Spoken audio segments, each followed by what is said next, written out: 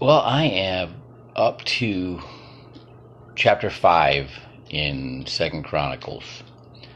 So right away, and of course I've read this before.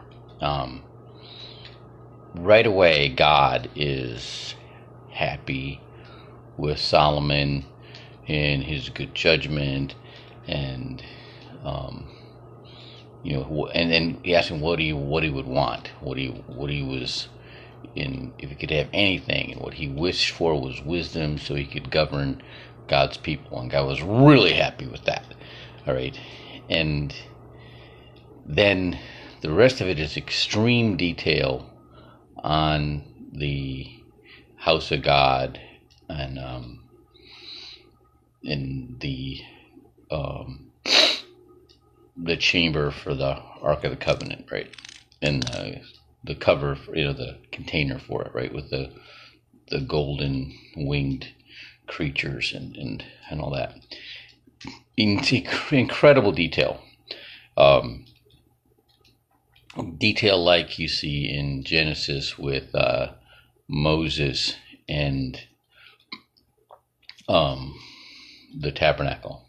Okay, so that is really good confirmation for those of us who like to plan. All right, and get into the details. In a lot of things, the Catholic Church. I had this arm or Air Force colonel chaplain. He went through seminary right before Vatican II, where you had to learn everything. Before that, you had to learn everything in Latin, and you faced away from the congregation during the Mass. And he was so excited about Vatican II because the emphasis of Vatican II was less on the rituals and symbolism, but more on the relationship with God. Okay, and I think that was a really good foundation for me, new in the faith. Okay, and this carried through to now, right? That's what the most important thing is, right? But I was in Paraguay on a training mission, and we had this guy from Special Boat Unit, cool guy. He was a Jehovah's Witness, and didn't matter to me. And we had this new officer who had a book, and he'd look up whatever. Well, what's your religion? He'd look it up and tell you what was wrong with it. There was a book, and I'm like, what are you doing? And I'm like, I'm an E5, second class petty officer, and he was a ensign or Lieutenant JG. And I'm telling him, boy, you are stepping out of line, all right?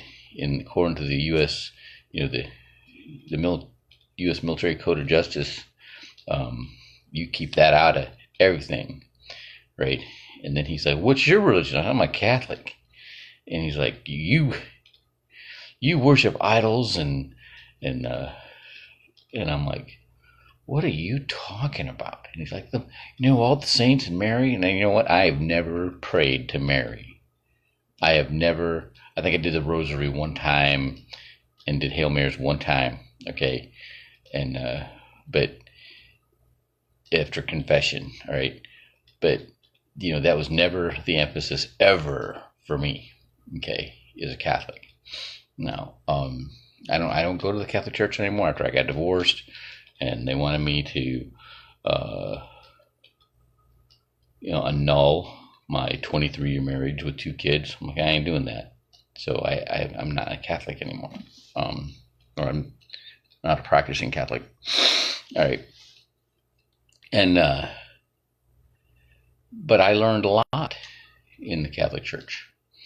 Okay, and there are people that are strong Christians in the Catholic Church. They are Christians, even though they call themselves Catholic, right? But there's an abundance of Christians in the Catholic Church. And there's a whole bunch of people that are lukewarm, right? And there's a whole bunch of people that get hung up on stuff. But I remember telling this guy The Catholic Church is based on basic leadership principles. It's designed to reach those people at the lowest level, those ones that say, listen, I don't get this faith thing, just tell me what I got to do. And through the ritualism and symbolism, gets them to a closer relationship with Jesus Christ.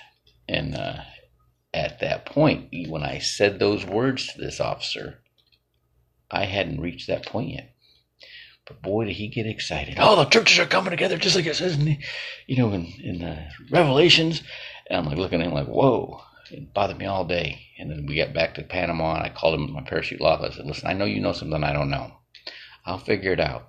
Right. But and then it was a couple months later, I came to know that God was real.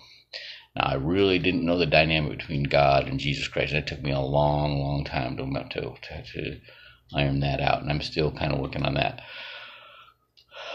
But I feel His presence in my life every day.